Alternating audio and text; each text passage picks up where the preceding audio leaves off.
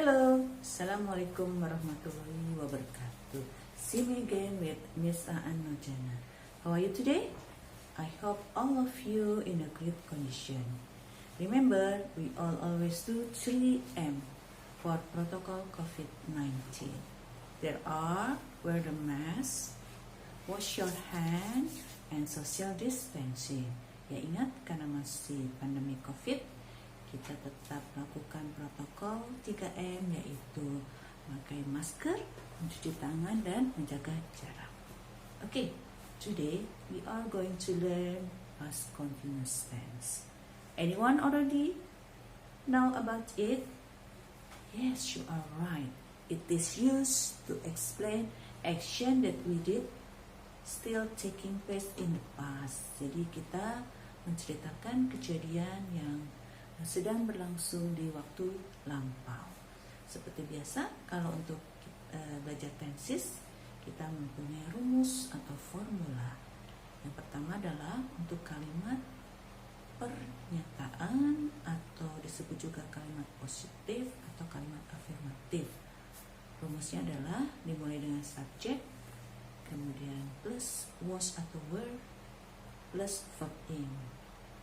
Yang kedua adalah kalimat penyangkalan atau negatif, yaitu subjek plus was atau were plus not and verb in.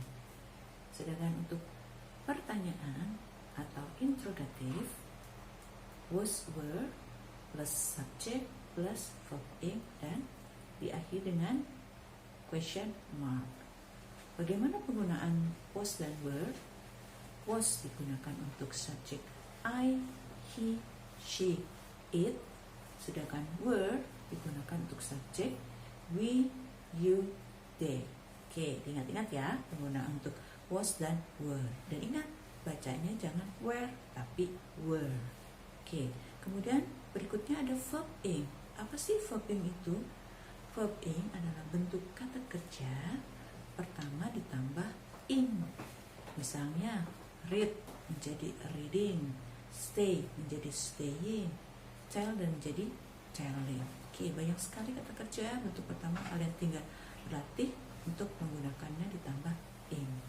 Sekarang kita akan lanjut ya untuk contoh kalimat positif. Yang pertama adalah I was swimming at the pool yesterday.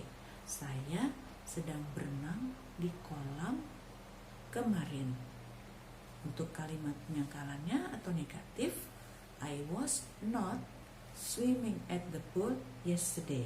Saya tidak sedang berenang di kolam renang kemarin. Contoh yang ketiga untuk kalimat interrogatif adalah were you swimming at the pool yesterday? Apakah kamu sedang berenang di kolam kemarin? Ya, sekarang kita lanjut untuk penggunaannya. Untuk kalimat dalam past continuous tense, apa saja sih yang digunakan atau untuk apa saja penggunaan past continuous tense? Yang pertama, menyatakan kegiatan yang sedang berlangsung di masa lampau dengan waktu yang spesifik. Jadi, past activity at the specific time in the past. Contohnya, they were playing football yesterday afternoon at 2 p.m. Mereka sedang bermain sepak bola kemarin siang pukul 2. Nah, pukul 2 itu disebut specific time. Oke, yang kedua penggunaannya adalah stress activities that have done and are happening. Menyatakan kegiatan yang sudah dan sedang berlangsung, di mana dalam waktu durasi lama atau dalam waktu yang lama ketika kejadian yang lain terjadi, tetapi yang ini durasinya singkat. Contohnya, for the example, I was writing a letter when Annie knocked the door.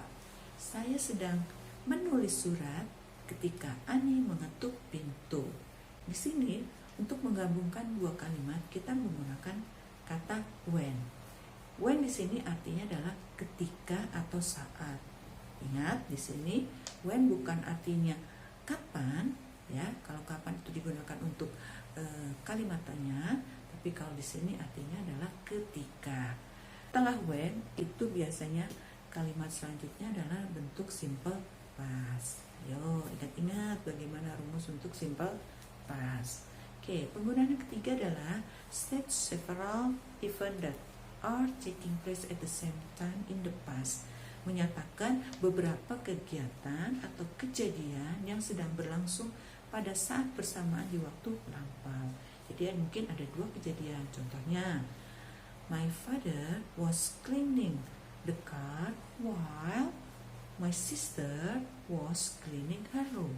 Jadi ayah saya sedang mencuci mobil selagi saudara perempuan saya sedang membersihkan kamarnya. Jadi ada dua kejadian. Di sini penggunaan atau penggabungan dua kalimat itu menggunakan kata while. Rumusnya sesudah while adalah menggunakan past continuous.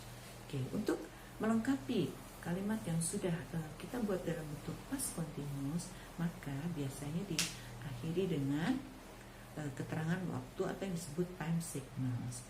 Apa aja sih keterangan waktu untuk past continuous? Kita mungkin bisa menggunakan last night, kemudian last week, atau last Tuesday, dan sebagainya. Kemudian jangan lupa tadi kita sudah menggunakan ada when, kemudian ada while. Oke. Sementara ini so far sudah mulai paham sedikit-sedikit mengenai past continuous. Sekarang kita akan memberikan latihan untuk kalian diminta untuk mengubah kalimat dalam bentuk bahasa Indonesia ke dalam past continuous. Oke, I will give you exercise. Oke, number 1. Don't forget, jangan lupa siapkan dulu buku dan alat tulis kalian. Oke, nomor 1.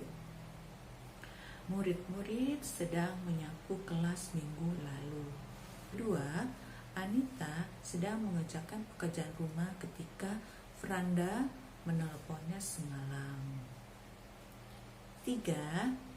Yuda sedang bermain piano sementara Radit sedang mewarnai sepedanya kemarin pagi. Oke, 4. Guru sedang menjelaskan pelajaran sejarah Indonesia Rabu kemarin. Dan terakhir, 5 saja nih. Terakhir, nomor 5. Pak Andi sedang berjualan di tokonya ketika pembeli datang minggu lalu. Oke, sudah? Gimana latihannya? Ya, betul. Kalau kalian menggunakan sesuai dengan rumus, berarti kalimat yang kamu buat sudah benar semua. Oke, sudah paham semua? Do you understand about past continuous? Okay, I think it's finished for past continuous explanation. Remember, if you want to be expert in English, you must be diligent to do exercises, write sentences, read and memorize vocabulary, and of course, make conversation in English. Jangan lupa, kalau kamu ingin lebih pintar, lebih ahli dalam bahasa Inggris, kamu harus rajin mengerjakan soal, menulis kalimat-kalimat dalam bahasa Inggris, membaca dan mengingat kosakata, dan tentu saja melakukan percakapan dalam bahasa Inggris. Okay, thank you for your attention. Goodbye. Stay at home and be healthy.